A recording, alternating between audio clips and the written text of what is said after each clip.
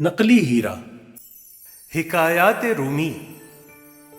ایک یہودی کے پاس ایک مسلمان ہیرے تراشنے کا کام کرتا تھا جو اپنے کام میں ہنرمند اور حد سے زیادہ ایماندار تھا۔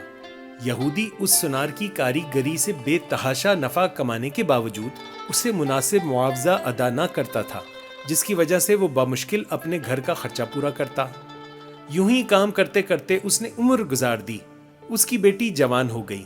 وہ اپنی قلیل آمدنی میں سے کچھ بھی جمع نہ کر سکا۔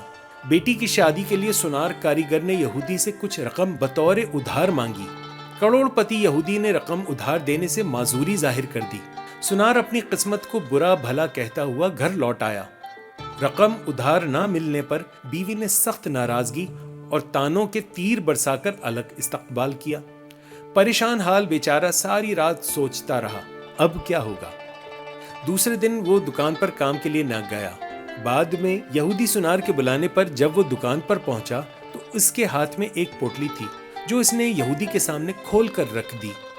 اس میں قیمتی ہیرا دیکھ کر یہودی سوالیہ نگاہوں سے کاریگر سونار کی طرف دیکھنے لگا۔ کاریگر بولا، مالک، یہ ہمارا خاندانی ہیرا ہے، اسے بیچنے کی اجازت نہیں۔ آپ اسے گروی رکھ کر مجھے کچھ رقم دے دیں، میں آپ کو رقم لوٹا کر اپنا ہیرا واپس لے لوں گا۔ یہودی راضی ہو گیا۔